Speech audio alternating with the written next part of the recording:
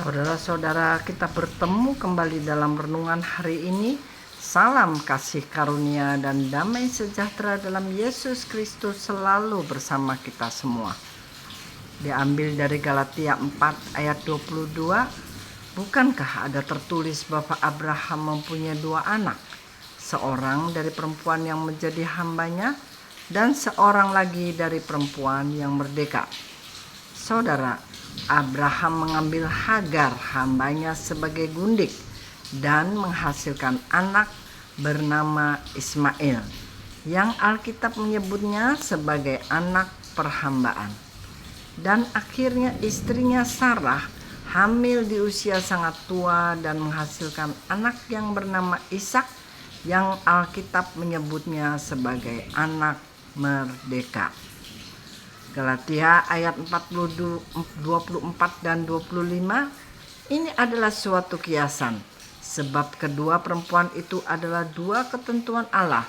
Yang satu berasal dari gunung Sinai dan melahirkan anak-anak perhambaan, itulah Hagar.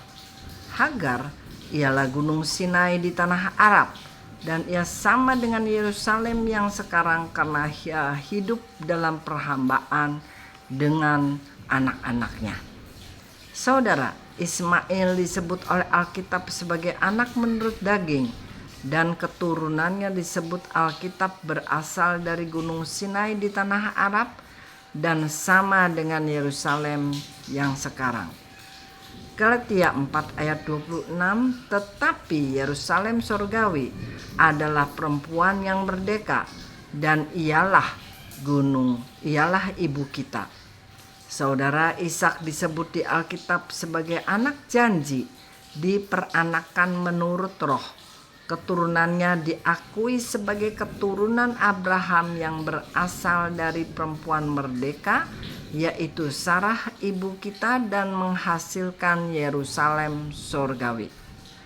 Alkitab menyebut keturunan Sarah yang berhak menjadi ahli waris, dan keturunan Hagar diusir dan tidak mendapat tempat bersama-sama dengan anak janji.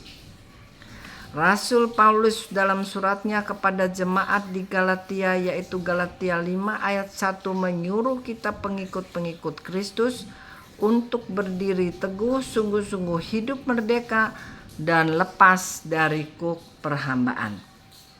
Galatia 5 ayat 4 mengatakan bahwa kamu lepas dari Kristus jikalau kamu mengharapkan kebenaran oleh hukum Taurat.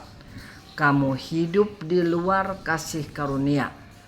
Atau dalam bahasa Inggrisnya, Christ is become of no effect unto you. Whoever of you are justified by the law, you are fallen from grace.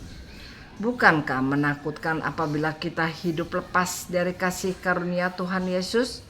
Dan itu terjadi apabila kita memelihara hukum Taurat. Kita akan jatuh dari kasih karunia Kristus ke dalam hukum Taurat.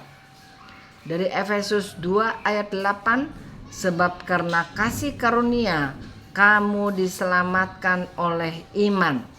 Itu bukan hasil usahamu tetapi pemberian Allah. Saudara, alangkah berharganya keselamatan kita diperoleh dari iman percaya kita pada Yesus, dan itu adalah kasih karunia atau pemberian atau dipilih Allah, bukan usaha kita. Sedangkan hukum Taurat membelenggu kita dengan peraturan-peraturannya, dan disebut di Yakobus 2 ayat 10, sebab barang siapa menuruti seluruh hukum Taurat itu tetapi mengabaikan satu bagian daripadanya, ia bersalah terhadap seluruhnya. Saudara, ternyata hukum Taurat adalah sistem gugur, karena bersalah kepada satu bagian akan bersalah terhadap seluruhnya. Tentunya saudara tidak mau memilih hukum itu, bukan? Kita memilih Kristus yang sudah mengampuni segala dosa, kesalahan, pelanggaran dan kutuk-kutuk kita, seperti disebut dalam Ibrani 8 ayat 12 dan 13. Sebab aku akan menaruh belas kasihan terhadap kesalahan mereka dan tidak lagi mengingat dosa-dosa mereka. Oleh karena ia berkata-kata tentang perjanjian yang baru, ia menyatakan yang pertama sebagai perjanjian yang telah menjadi tua, dan apa yang telah menjadi tua dan usang telah dekat kepada kemusnahannya. Sekian renungan hari ini. Salam kasih dari Allah Bapa dan Yesus Kristus dengan persekutuan Roh Kudus bersama kita semua.